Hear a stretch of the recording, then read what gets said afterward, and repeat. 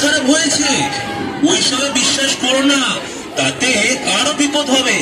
তাড়াতাড়ি আগে সাবান ও জল নিয়ে এসো। কি করবে? ক্ষতস্থানটি ভালো করে সাবান ও জল দিয়ে অন্তত 15 মিনিট ধুতে হবে। যদি সাবান না থাকে তাহলে অন্তত জল দিয়ে ধুলেও হবে। ঠিক আছে, আমি জল আর সাবান এক্ষুনি নিয়ে আসছি, আর জায়গাটা ভালো করে ধুয়ে দিচ্ছি। না না, খালি হাতে ক্ষতস্থানে হাত দেওয়া উচিত নয়, তাই দস্তানা পরে ক্ষতস্থান ধুতে হবে।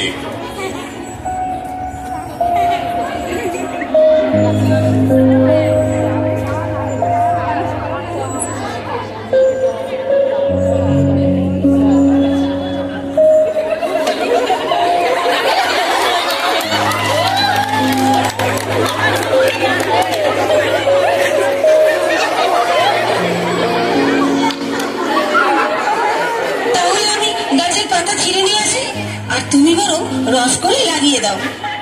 আবার ভুল কথা। বৌদি শোনো, ক্ষতস্থানে গাছের রস, লঙ্কা, মাটি, তেল, হলুদ, চুন এইসব ব্যবহার করা একদমই উচিত নয়। এমনকি ক্ষতস্থান পোড়ানো বা ব্যান্ডেজ করাও উচিত নয়। এবার দেরি না করে তাড়াতাড়ি দাদাকে স্বাস্থ্য কেন্দ্রে নিয়ে যাও।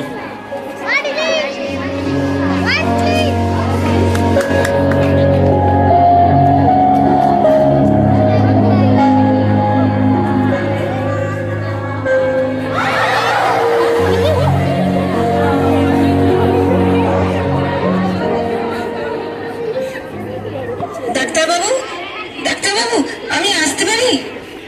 হ্যাঁ, আসুন। বলুন, কি হয়েছে?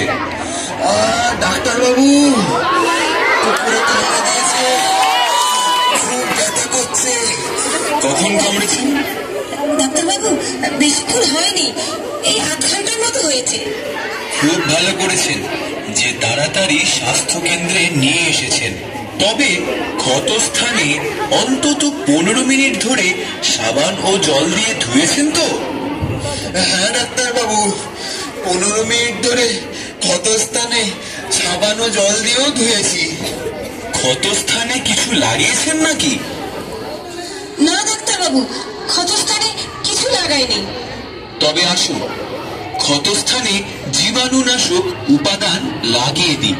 পোভিডন আয়োডিন অথবা রেকটিফাইড স্পিরিট ক্ষতস্থানে লাগানো যেতে পারে। ডাক্তারবাবু, কোনো ভয় নেই তো? কোনো ভয় নেই, তবে সঠিক সময় টিকাগুলো নিতে হবে। টিকার দিন খেয়াল খুশি মতো পরিবর্তন করলে হবে না।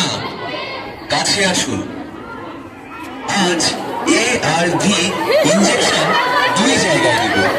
টিকা নেওয়ার পর 15 থেকে 20 মিনিট পর্যবেক্ষণে থাকতে হয়, তাই আপনারা বাইরে গিয়ে অপেক্ষা করুন। ডাক্তারবাবু, আবার কবে টিকা নিতে আসবো? প্রথম টিকা নেওয়ার 3 দিন পর দ্বিতীয় টিকা নিতে হবে। দ্বিতীয় টিকা নেওয়ার 4 দিন পর তৃতীয় টিকা নিতে হবে। আর তৃতীয় টিকা নেওয়ার 3 সপ্তাহ পর আবার টিকা নিতে হবে। মনে থাকবে তো? হ্যাঁ ডাক্তারবাবু, মনে থাকবে।